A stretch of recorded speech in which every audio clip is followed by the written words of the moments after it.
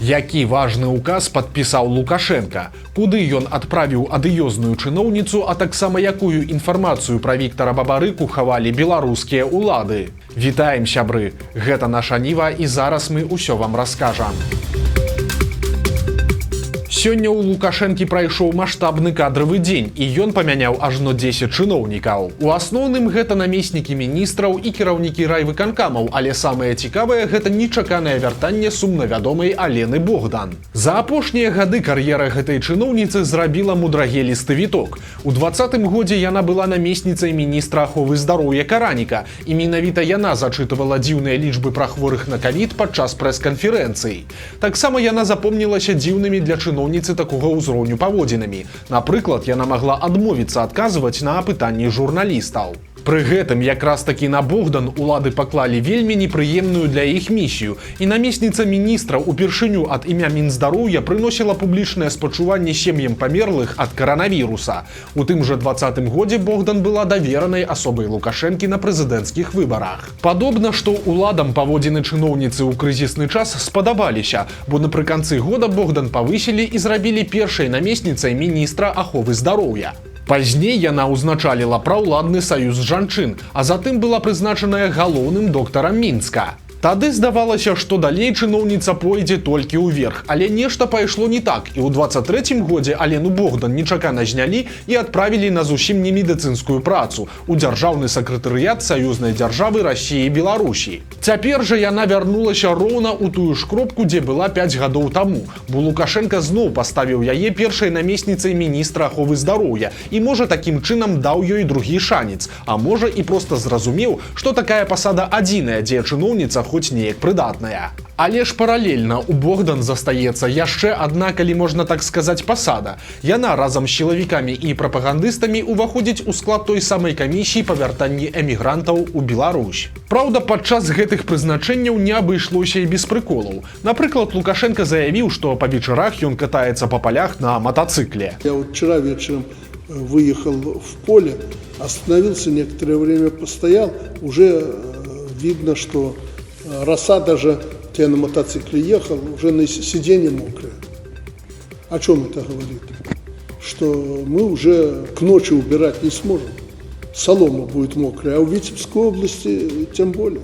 Акрамя таго, Лукашенко традыцыйна паабяцаў цяжкія часы, а затым нечакана прызнаў важную праблему. Аказваецца, што ўсе 30 гадоў свайго кіравання ён так падымаў сяло, што цяпер у многіх раёнах не хапае камбайнёраў. Былы кіраўнік Сенінскага раёна нават прывёў лічбы. У яго раёне на 44 камбайны не хапае 6 чалавек, і іх прыходзіцца шукаць сярод студэнтаў аграрыяў ці клікаць з іншых прадпрыемстваў.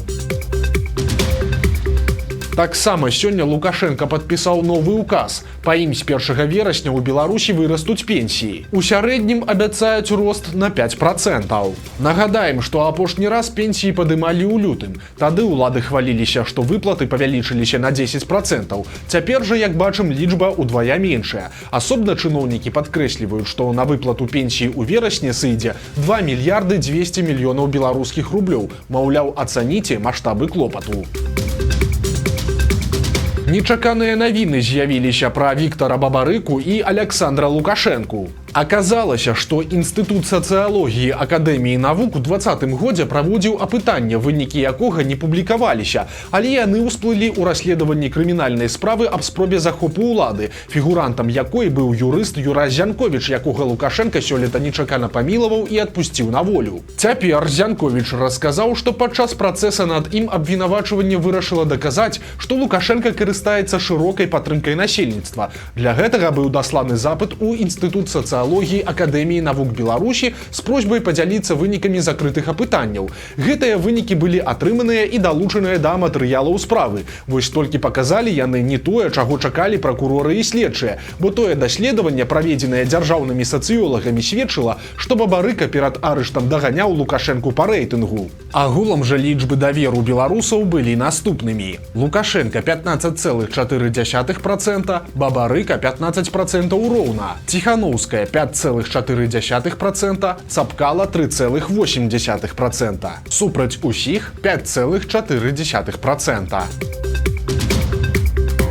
Вядомы сваёй жорсткасцю начальнік бабруйскай калоніі раптоўна з'ехаў з Беларусі і знайшоўся ў Германіі. Гаворка ідзе пра Дмітрая Рудольфавіча Шынвіза, вядомага таксама пад мянушкай Рудольф, якога былыя сядзельцы адкрыта называюць садыстам. Да нядаўняга часу ён быў начальнікам аператыўна-рэжымнай часці калоніі нумар 2 ў Бабруйску. Па словах былых зняволеных, Шынвіза пастаянна іх абражаў, збіваў і атрымліваў ад такой улады відавочнае задавальненне. Вязні таксама згадваюць, што ён быў моцна схільны да тэатральнасці, а сустрэча навічкоў у калоніі вельмі нагадывала сцэны з фільмаў пра канцлагер. Вязняў выстройвалі, і Шынвіза вітаў іх мацюкамі, абразамі і крыкам, цытата: «Вітаем у самай чырвонай зоне на постсавецкай прасторы». Пасля гэтага дзясяткі чалавек, якія вытрымалі этап, павінны былі падхапіць сумкі і пабегчы да будынка каранціну. Усю сваю кар'еру так званы Рудольф зрабіў у бабруйскай калоніі. Там ён служыў начальнікам аддзела выпраўленчага працэсу і дзяжурным памочнікам начальніка калоніі. Вядома, што званне маёра ён атрымаў у 2011-м. Хутчэй за ўсё, за наступны час ён мог па выслузе стаць і падпалкоўнікам. Пік яго кар'еры прыйшоўся на час палітычных рэпрэсій, і ў 23-м годзе Шынвіза прызначылі начальнікам аператыўна-рэжымнай часці. На новай пасадзе ён яшчэ больш заціскаў рэжымныя гайкі. Напрыклад, адразу забараніў, каб зняволеным дасылалі кнігі ў канвертах. Былі ўведзеныя і абмежаванні па атрыманні медыцынскіх пасылак. Гэта пасада была ўплывовай, бо ад рашэнняў Шынвіза залежалі побытавыя умовы ўсіх зняволеных, у тым ліку і палітычных. Але ж пасада была не столькі высокая, каб на яе звярнулі ўвагу замежнікі і ўключылі нашага героя ў санкцыйныя спісы. Цяпер жа аказалася, што адыёзны вертухай бабруйскай калоніі спакойна жыве з сям'ёй у Германіі, у жывапісным горадзе Швірын, які знаходзіцца ў заходняй Памераніі. Шынвіза раптоўна прапаў з калоніі ў пачатку 24-го года, і тады многія зняволеныя палічылі, што плён далі шматлікія скаргі. Аднак выглядае, што Рудольф звольніўся сам і адразу ж знік. Пазней стала вядома, што Шынвіза з'ехаў з Беларусі ў трэцюю краіну па лініі рэпатрыяцыі. Аказалася, што яго бацька, ўжо нежывы Рудольф Гербертавіч Шынвіза, нарадзіўся ў Казахстане і з вялікай верагоднасцю з'яўляецца нашчадкам нямецкіх каланістаў, якія масава сяліліся на Паволжы, а потым былі раскіданыя Сталіным па Казахстане. Цяпер Шынвіза разам з жонкай Марынай перабраўся ў Германію якраз праз свае карані. Для нашчадкаў такіх немцаў ёсць спецыяльная праграма. Пасля доказу нямецкага паходжання і сувязяў з нямецкай культурай чалавек атрымлівае спецыяльную візу для ўезду ў Германію, а пасля прыбыцця на месцы адразу і пашпарт. Прычым ён нават трошачкі змяніў сваё імя. Быў вертухай лукашэнкаўскай калоніі Дмітрый Шынвіза, а стаў гер Дмітрый Шёнвіза, паважаны жыхар нямецкай глыбінкі. Фінал гучнай гісторыі. Стаў вядомы прысуд чыноўніку, пра якога крычаў асабіста Лукашенка. Першага намесніка начальніка беларускай чыгункі Пятро Дулуба схапілі за карупцыю яшчэ вясной. Пасля сілавікі рапартавалі, што чыноўнік браў хабар у дзікіх аб'ёмах, а ў яго дома ў схованках знайшлі некалькі мільёнаў даляраў наяўнымі. Пра справу Дулуба выказваўся нават Лукашенко. Следственным комитетом Беларуси в отношении первого заместителя начальника белорусской железной дороги Дулуба по определенной статье возбуждено уголовное дело. В тайниках квартиры и загородном доме фигуранта изъяты денежные средства на сумму более 3 миллионов 200 тысяч долларов. 3,5 миллиона пока только нашли. Железная дорога, первый заместитель Анатолий Александрович. Он первый заместитель у вас. Что я могу думать про руководство железной дороги? В том числе о вас. Я вас предупреждал с премьер-министром. Присаживайтесь. И вы будете потом обижаться, что их там прихватили ни за что. Еще раз повторяю. Ни одного человека правоохранительные органы и контролирующий комитет госконтроля никогда не задержали и не положили на него глаз, если нет конкретных фактов. Цяпер жа Дулуба судзілі і далі яму 10 гадоў калоніі, прычым спачатку суд выпісаў чыноўніку 11 гадоў, але 1 год зрэзала амністыя. Каля 3 мільёнаў даляраў, якія знайшлі ў карупцыянера, канфіскавалі. Лукашенко публічна нагадаў Пакістану пра абяцанне прыслаць работнікаў у Беларусь. Гэта было зроблена ў афіцыйным віншаванні Лукашэнкі на імя кіраўнікоў Пакістана ў сувязі з Днём незалежнасці далёкай краіны. Там нечакана заўважылі такі радок, цытата: «Спадзяюся на паспяховае ажыццяўленне ўсіх дамоўленасцяў аб рэалізацыі праектаў у сферах машынабудавання, лёгкай прамысловасці і іншых галінах, а таксама аб пастаўках самазвалаў БелАЗ у Пакістан і накіраванні пакістанскіх кваліфікаваных спецыялістаў для працы ў Беларусь». Канец цытаты. Праўда, пакуль Лукашенко чакае, у самой Беларусі вакол пакістанскіх гасцей разгортваецца новы скандал. Днямі ў сацыяльных сетках з'явілася відэа маштабнай бойкі каля аднаго з мінскіх гандлёвых цэнтраў. Прычым ролік распаўсюджваўся з пазнакай, што б'юцца якраз менавіта пакістанцы. Па выніку да справы падключыліся міліцыянты, якія спачатку казалі, што і відэа не свежае, і на ім звычайная бойка, з якой штучна раздулі праблему. Але ж пазней міліцыя паведаміла падрабязнасці.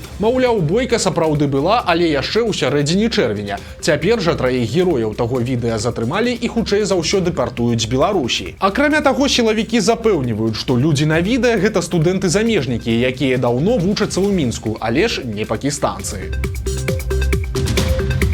Дзікая гісторыя адбылася ў Брэсцкай вобласці. Пакуль пажарныя тушылі дом вяскоўца, ён спрабаваў спаліць жонку і дзяцей у летняй кухні. Усё пачалося з таго, што мужчына стаў выпіваць яшчэ ад раніцы. Затым ён паскандаліў жонкай і стаў пагражаць спаліць у доме ўсю сям'ю.